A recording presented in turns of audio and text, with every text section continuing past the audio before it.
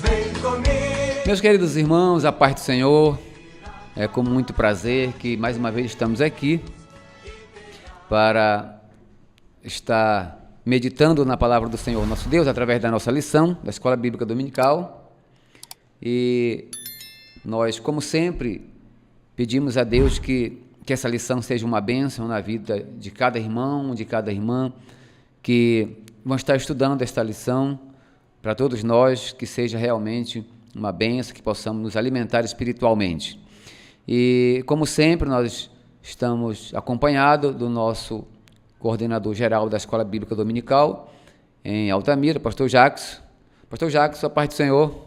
Paz do Senhor, irmão Elias, paz do Senhor a todos os irmãos que nos assistem. Mais um dia aqui, mais uma quinta-feira, estamos aqui reunidos para trazer aqui um resumo da nossa lição do próximo domingo. A lição de domingo passado não foi possível, por alguns imprevistos, não foi possível a gente estar aqui, mas retornamos essa semana para trazer já a próxima lição deste domingo da Escola Bíblica Dominical, que tem o tema como Jesus, o Pão da Vida. Espero que seja uma bênção para todos os nossos irmãos e que nós possamos aqui também estar esclarecendo aí esse tema para os irmãos. Muito bem, então como nós já falamos aqui em outras ocasiões, o nosso propósito aqui é trazer subsídios para os irmãos, né? Ajudar aos irmãos na compreensão da lição bíblica da melhor forma possível, de maneira bem simples, né? A gente se esforça aqui para trazer aqui um linguajar simples, um comentário simples, para que todos possam entender e, quem sabe, até utilizar, né, como suporte para o momento das suas aulas. Então nós vamos, como o pastor já disse, estudar essa lição, Jesus, o Pão da Vida. Vamos continuar estudando o livro do evangelista João. Vamos agora para o capítulo 6, a multiplicação dos pães, né, pastor Jacques? Esse é um dos milagres que João registrou e que os outros também registraram. Então nós vemos aqui na lição que é um dos milagres mais importantes, porque envolveu muita gente, né? Você vê que João, a Bíblia diz que quase 5.000 pessoas, homens, quer dizer, foram alimentados, né? Então, se for contar com mulheres e crianças, possivelmente passa até de 10.000, né? Ninguém sabe, mas pelo menos a Bíblia diz que só homens foram quase 5.000. Então, pela repercussão, pelo tamanho, né, da repercussão desse milagre, todos os evangelistas acabaram registrando ele, dada a importância que tem esse milagre nas Escrituras, né, e dentro dos milagres que Jesus operou, né? Era muita gente. Inclusive, essa questão da contagem, na Bíblia, geralmente, dentro da comunidade judaica, era comum eles contarem homens contar como, nesse sentido de homens formados, já homens que já eram aptos para a guerra, né? Sim, 20 anos para cima, me parece que eles contavam 20 anos para cima. Então, para você ter uma ideia de quanta gente tinha ali, sim. Porque só de homens, aí, como eles falaram, era essa quantidade mais ou menos, e então era muita gente. Jesus ali multiplicou os pães para aquela multidão toda. E interessante, como você falou, essa questão dos milagres aí, como nós falamos lá na primeira lição, quando a gente estava retratando a respeito do Evangelho de João, o Evangelho de João, ele é um evangelho um pouco diferente dos outros três, né? Os relatos dele. Então, esse milagre aqui que João relata, ele relata também, é relatado nos outros três evangelhos, mas existem outros milagres aqui que somente João menciona, que nós estávamos conversando aqui agora há pouco, né? É até interessante falar aqui sobre eles. Quando ele transformou água em vinho lá em Caná, da Galileia, a cura do oficial, o paralítico do tanque de Betesda, o cego de nascença e a ressurreição de Lázaro. Então, esses 5 milagres somente João relatou, nenhum outro evangelista relatou. Mas esse aqui, o milagre da multiplicação dos pães e dos peixes, João e também os outros evangelistas relataram também esse milagre. E é sobre ele que nós vamos falar. Sim, agora. Muito bem. Então, o texto bíblico vai dizer que Jesus, ele sobe no monte, né? E aí ele vai, de lá está ensinando a multidão, e a multidão era grande, como já foi dito aqui. E aí, se você for ver nos outros evangelhos, que todos registraram, Mateus, Marcos e Lucas, a Bíblia diz que os discípulos procuram Jesus, né? E pede para ele que despeça a multidão, porque já estava tarde, próximo da noite, né? E aí os discípulos pedem para ele que despeça a multidão, porque o pessoal estava desgastado, já com fome, né? Não tinha comida para o povo ali naquelas imediações. E aí a gente vê aqui uma preocupação dos discípulos com essa questão da comida, né? Do pão. E aí, já por causa disso, eu vejo que Jesus, se você vê nos outros evangelhos, Jesus coloca uma frase interessante que João nem colocou essa frase, mas os outros evangelistas colocaram. Jesus disse assim: dá-lhes voz de comer. Jesus passa a responsabilidade para eles.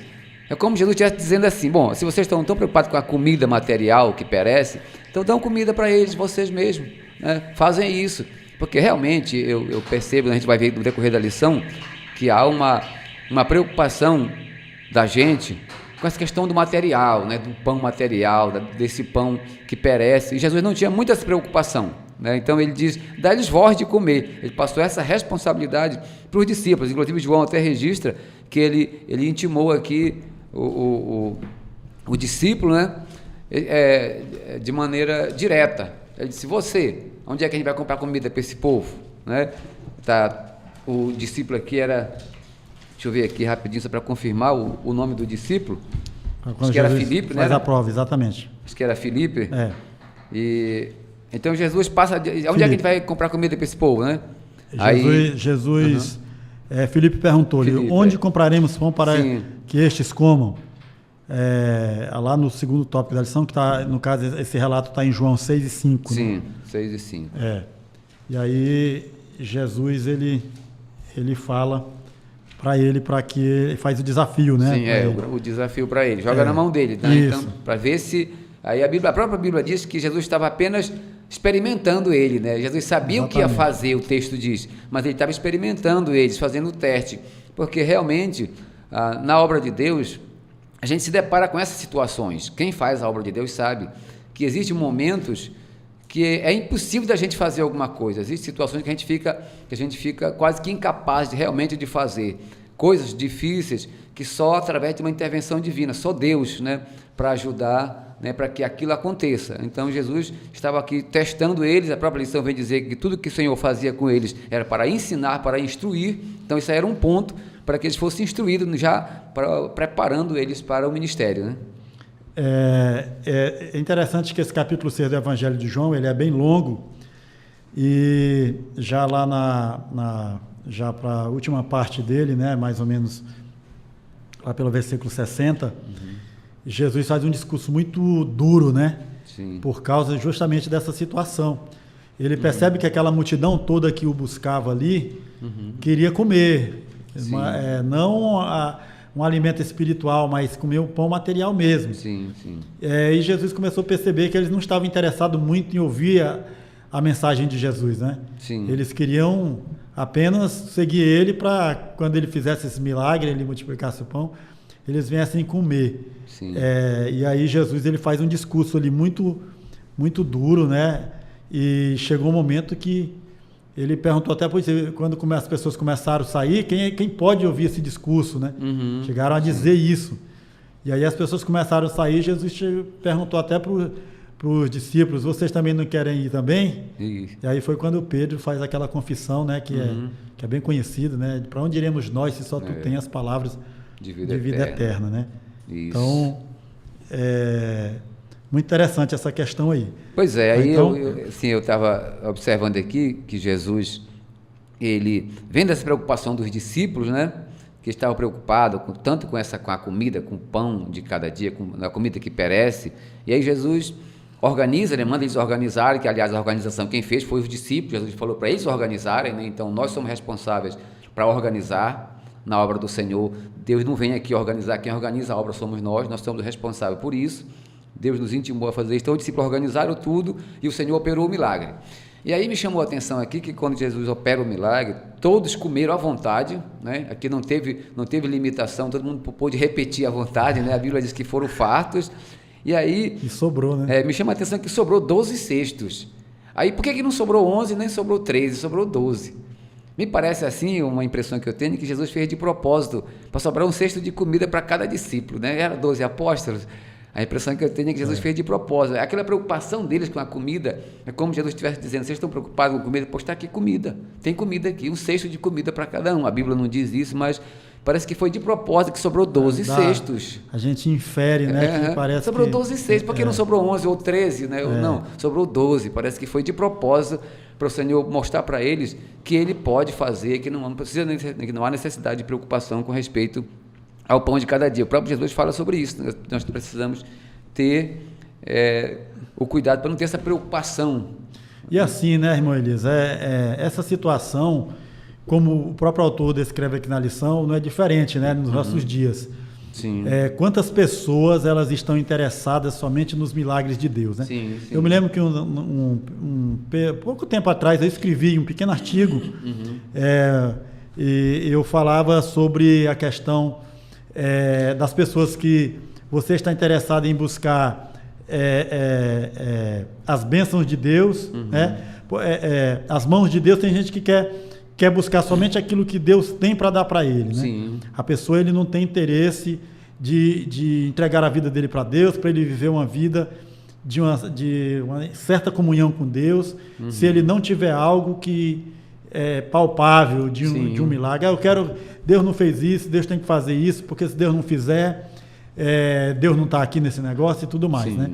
E a gente, no meio pentecostal, a gente tem uma tendência muito grande para isso. As pessoas, elas acham que se Deus não levantar um paralítico ali dentro do culto, se Deus não fizer essas coisas, Deus parece que não está mais presente ali. Sim. As pessoas acham que Deus opera só quando isso ocorre, né? E as pessoas estão atrás disso, sabe? Verdade. Eu me lembro também daquela passagem lá de Atos 3, quando aquele homem que já estava ali há 38 anos na porta do templo pedindo esmola, pedindo dinheiro, e chegou um dia que Pedro disse assim: não, esse camarada ele é como se ele quisesse só as bênçãos ali materiais, né? Sim, ficava pedindo dinheiro, 38 anos. Aí Pedro chegou assim: olha, eu não tenho prata nem ouro, mas o que eu tenho eu te dou. Em nome de Jesus Cristo Nazareno, levanta-te e anda. E aquele homem se levantou, foi curado, entrou no templo, glorificando a Deus. Sim. E ele nunca mais precisou pedir ali. Então, a gente precisa dar ênfase a essas coisas hoje em dia, que a gente precisa buscar a Deus. Independente de qualquer coisa, a gente precisa buscar a Deus. Não é buscar a Deus somente se Deus estiver operando um milagre, estiver fazendo uma coisa, estiver fazendo outra coisa. Não, nós precisamos buscar a Deus independente de qualquer coisa. Sim. Então é isso que o autor ele deixa bem claro aqui na lição, nesse terceiro subtópico. Pois está aqui no terceiro subtópico, né? Qual era o interesse da multidão? Aí diz aqui, olha, no dia seguinte, Jesus encontrou novamente a multidão, né? E queria mais pão. E Jesus o confrontou ao mostrar que buscavam apenas alimento material, ignorando o verdadeiro pão do céu para as suas almas. A situação não é diferente hoje, né? Quando muitos também andam apenas atrás do milagre, né? Aí diz aqui, olha, de fato, nosso Senhor compreende as necessidades humanas. Isso aqui é interessante a gente citar aqui. O Senhor sabe do que nós precisamos, Ele mesmo fala isso na sua palavra, né? Que Ele sabe do que nós necessitamos, que não são do que as necessidades humanas, mas Ele sabe que não são os grandes milagres que resolverão os problemas das pessoas, pois é preciso algo mais profundo para alimentar as almas. Então, nós precisamos colocar isso com muita ênfase, pastor Jacques, que Jesus ele veio aqui com um propósito. Jesus ele não era um estadista, ele não era um revolucionário que veio aqui para trazer uma sociedade justa, né, para organizar, como os próprios discípulos entendiam, né, que ele viria para reinar, né, estabelecer a paz em Israel, recuperar o reino de Israel. Eles entendiam que era isso. Não, Jesus veio com um propósito específico. O propósito de Jesus é trazer salvação à humanidade. A Bíblia diz que ele foi, antes da fundação do mundo, ele já foi escolhido para isso. Então, Jesus fez milagre, sim, operou milagres, inclusive aqui transformou, né, os pães, multiplicou os pães e outros milagres que ele operou, mas isso não era o propósito principal de Jesus. Não, né? E assim, ele ainda faz hoje, né? Sim, claro. Jesus faz milagre hoje, só que as pessoas têm que entender, os irmãos, eles têm que entender que isso não é a coisa principal. Não. O milagre não é a coisa principal. O interesse de Deus é de alimentar sua alma com a palavra de Deus, é te dar alegria, gozo, satisfação, que a tua alma esteja tão cheia de Deus a ponto de você estar satisfeito com a presença dele na tua vida, com aquilo que ele já te deu, que é a salvação, todos os dias, né? Então, essa questão de milagres, elas são coisas que, de uma certa forma, são secundárias na vida do crente. Com certeza. Porque o milagre ele não vai produzir salvação na tua vida, ele não vai produzir, claro, ele vai trazer benesses, bênçãos materiais, mas o mais importante, que Jesus deixa claro aqui no capítulo 6 de João, quando a gente analisa esse contexto, é que Jesus tem interesse que você seja alimentado pela sua palavra. Sim. Porque se você for alimentado pela palavra de Deus, você será um crente que terá base, terá sustento, e você vai vencer as adversidades da vida, as agruras, se você estiver alimentado pela palavra de Deus, porque ela é suficiente. Sim, e o próprio Jesus vem dizer aqui que ele é o pão verdadeiro. Você observa aqui que depois desse milagre, a Bíblia diz que Jesus atravessou para o outro lado do rio, né? E aí, quando Jesus chegou lá, a multidão já estava lá do outro lado do rio, né? E aí, estava esperando ele lá. Mas como o senhor já falou, ele não estava interessado no pão vivo que era Jesus. Ele estava interessado naquilo que Jesus fazia. Então, muitas pessoas, como já foi dito aqui, ainda têm esse pensamento, esse ponto de vista acerca de Jesus. Eles querem Jesus apenas para satisfazer seus interesses materiais, né? Para curar suas enfermidades, né? Para resolver seus problemas, quem sabe para ganhar dinheiro, né? Para comprar uma casa nova, um carro novo. Muita gente hoje, eles buscam Jesus com esse propósito, né? Com essa finalidade, né? Nós vemos aí muitas igrejas, inclusive cheias de pessoas, mas exatamente em busca disso, não estão em busca de uma mudança de vida, de uma mudança, né? De uma transformação verdadeira, como Paulo fala, dessa mudança no interior do homem, que Jesus faz. Então esse pão, Jesus, depois que ele vê essa multidão lá, ele diz: eu sei que vocês não estão aqui, não é exatamente por causa dos milagres que vocês viram e que realmente isso vai influenciar em vocês estão aqui por causa do pão, né, da comida que perece, que vocês comeram, se alimentaram bem, então vocês estão aqui por causa disso.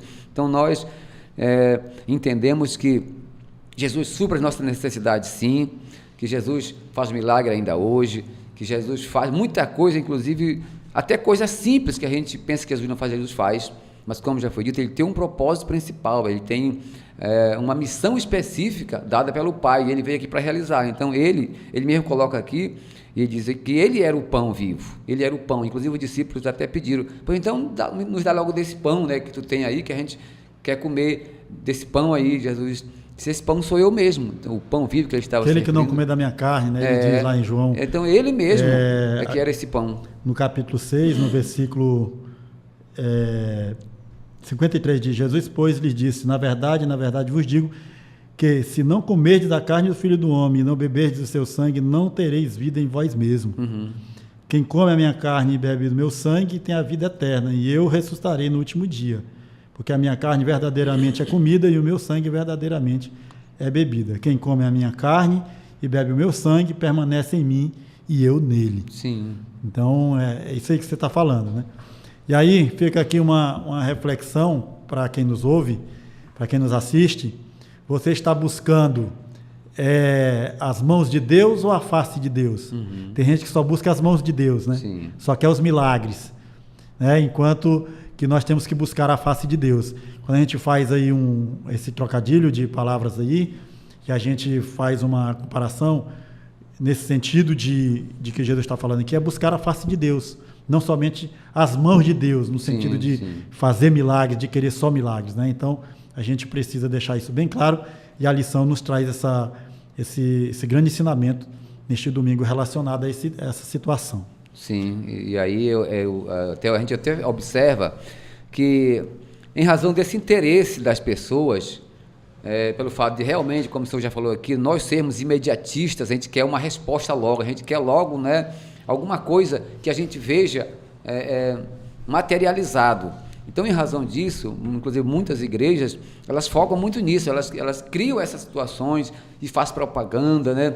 E aí isso acaba induzindo as pessoas realmente, né? Se você faz uma propaganda, digamos que você Digamos que a gente de repente tem um filho doente que está aí numa situação muito difícil e de repente você vê lá uma propaganda dizendo que lá é a solução para o seu problema, né? Claro que você vai para lá.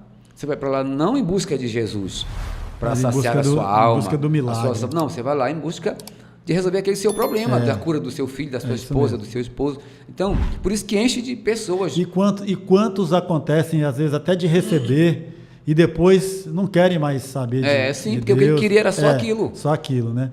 E aí a gente percebe essa questão, né?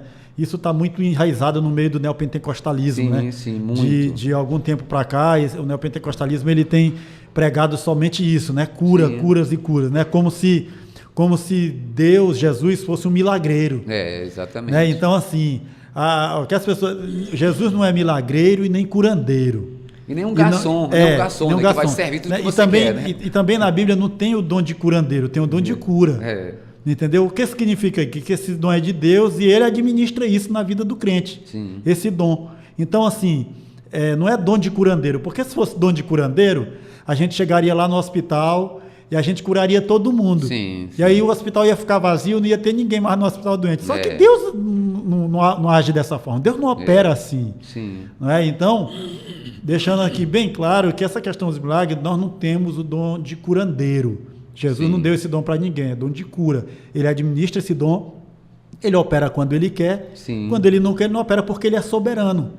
E o crente precisa entender isso, que o fato de Deus não operar determinado milagre na situação é porque ele é soberano. Claro. Deus é soberano, ele tem a soberania de todas as coisas. Sim. E nós estamos sob o domínio dele. Quando ele quer, ele faz. Quando ele não quer, ele não faz, e nós temos que entender.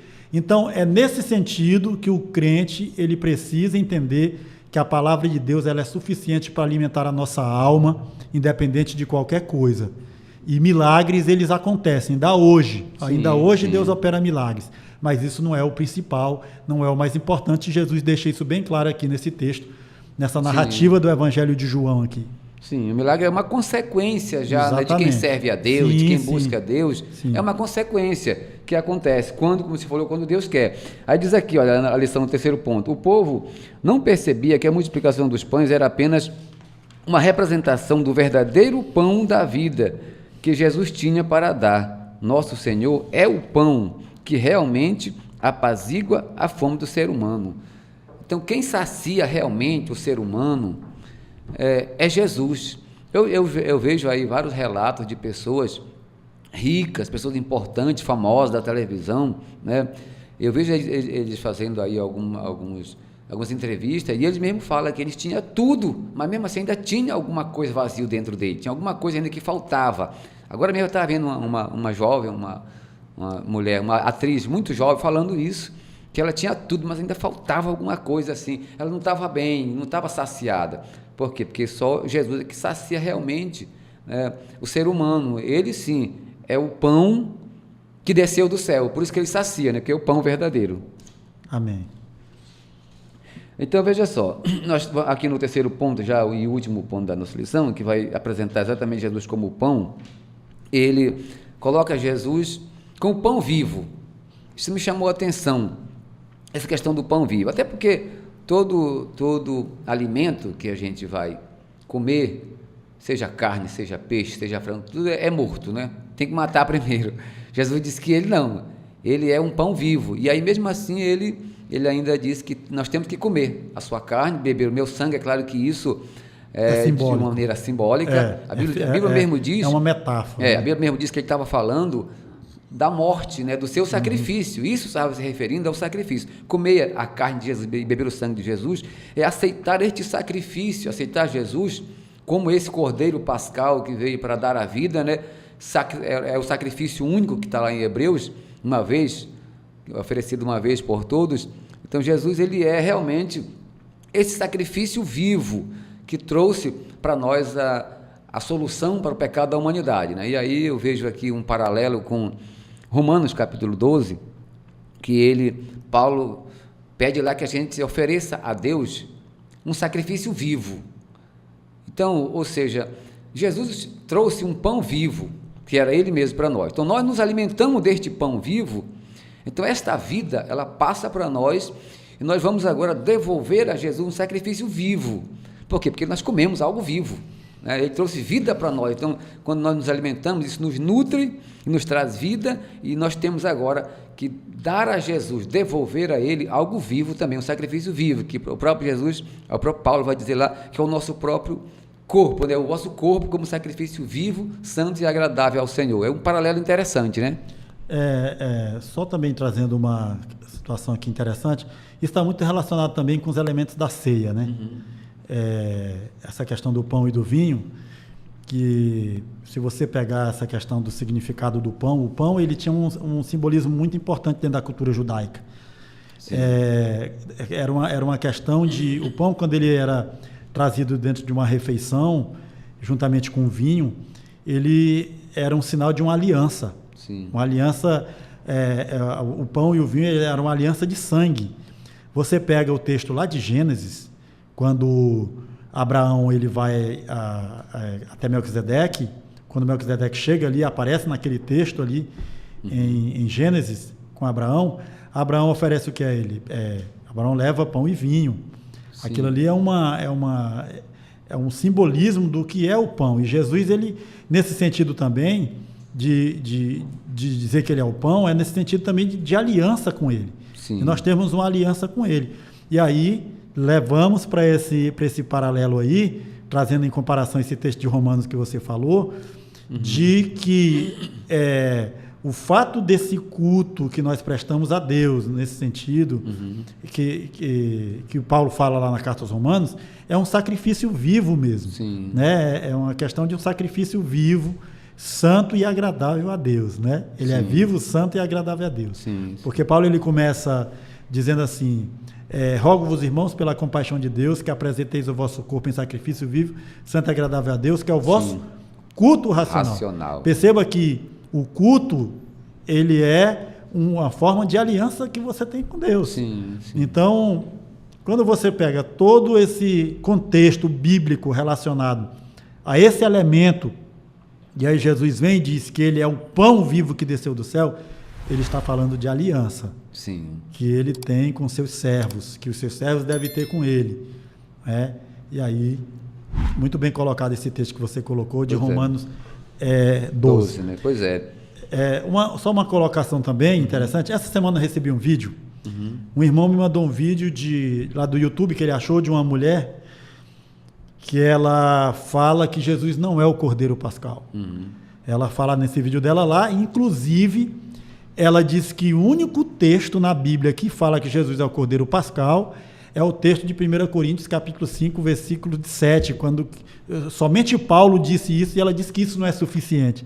E aí ela disse que houve um erro teológico de Paulo nessa situação. Para tu ver o nível de apelação que essas pessoas criam, joga um vídeo desse no YouTube, a pessoa fala bem, sabe falar, e as pessoas vão ouvir isso e elas vão dizer, realmente Jesus não é o Cordeiro Pascal. Convence muita gente. Convence, né? E ele nesse sentido aí também, que você citou agora há pouco, ele é o sacrifício vivo. Sim, ele é o sacrifício vivo, né? É o Cordeiro Pascal.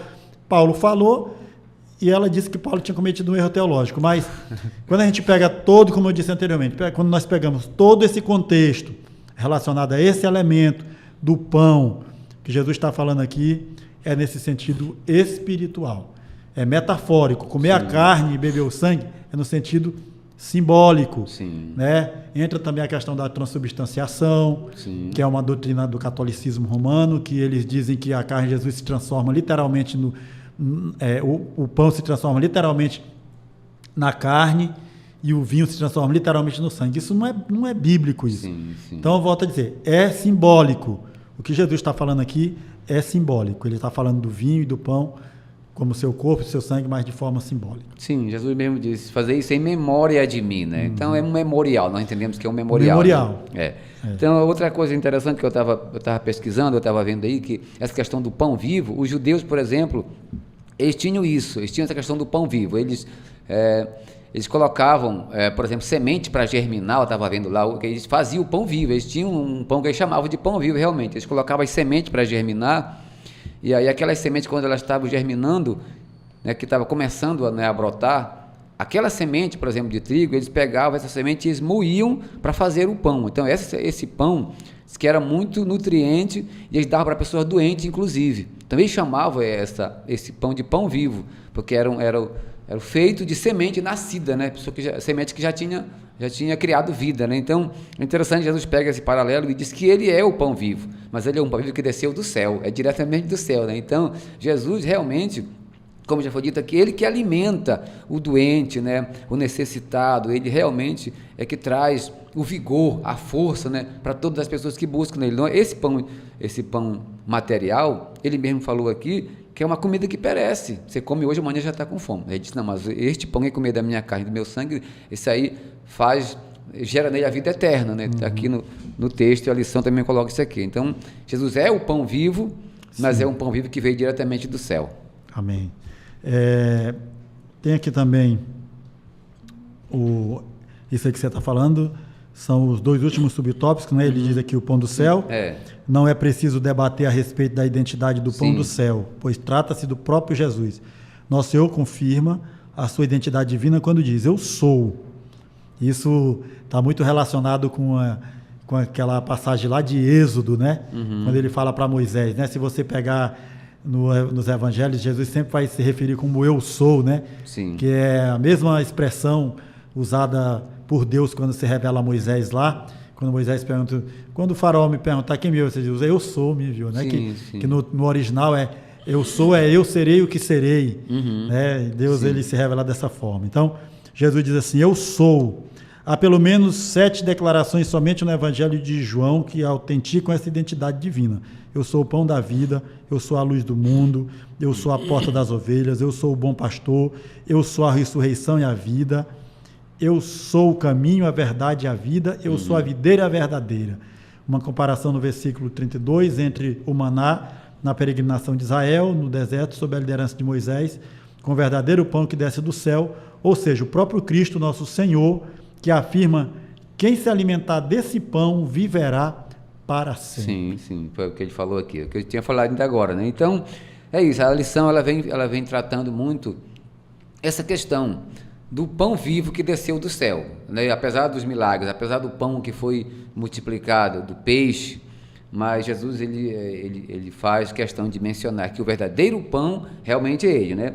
No final já da nossa lição, na conclusão, vou ler aqui só a conclusãozinha para a gente fechar já aqui, que diz aqui, aspiraremos, portanto, ao alimento celestial, que proporciona vida em abundância eternamente, ou seja, uma convocação, né, que o irmão faz aqui, para que nós aspiramos, nós desejamos, que sejamos ansiosos por este pão, né, que veio diretamente do céu, que desceu do céu, que é Jesus, que nós possamos ter realmente interesse, não apenas pelo que ele faz. Sim, o salmista diz que nós podemos sim, né, glorificar ele pelos seus grandes feitos, pelo que ele faz, mas também pelo que ele é, né? É isso mesmo. Irmão Elias, eu sei que você já falou da conclusão, mas tem um ponto interessante aqui nesse último subtópico, pode só para fazer esse paralelo, quando ele diz assim, o que é comer o pão, né? Observamos na mudança nas palavras de Jesus ao passar de o pão vivo que desceu do céu para o pão que eu der é a minha carne. E aí o escritor diz, mais tarde o apóstolo Paulo fez uma associação simbólica entre o pão, afirmando, isto é o meu corpo, isto é o meu sangue. De forma evidente, ao mencionar a partilha da sua carne, o nosso Senhor refere-se à sua morte na cruz, onde oferece a sua vida em prol dos pecadores, que se arrependem e creem no Evangelho, proporcionando-lhe salvação e vida eterna. Sim, que nós acabamos de falar ainda agora, você estava falando, né? Essa relação que o Senhor fala, né? Quem comer a carne e o sangue, está relacionado também, né, à Santa Ceia do Senhor. Quando a gente faz isso, nós estamos relembrando todo o sacrifício de Cristo, né? E é uma prova de que nós temos vida em nós. Né? Que foi lembrar da sua morte até que ele venha. Sim, é o memorial. Muito bem. Deus então, abençoe. Né? A nossa conclusão já estamos fazendo aqui, então dê aí sua conclusão também. Eu quero mais uma vez agradecer a Deus pela oportunidade de nós estarmos aqui. Espero que esse vídeo possa alcançar o maior número de pessoas e que, de uma certa forma, nós tenhamos aqui esclarecido alguns pontos para que todos aqueles que forem lecionar na nossa escola bíblica tenham aí um subsídio, né? Um suporte também, para que ele possa dar sua aula domingo e que Deus possa abençoar ricamente o ensinamento de domingo de manhã na escola dominical, para que possa edificar vidas em nome de Jesus. Amém. Então Deus abençoe e até a próxima.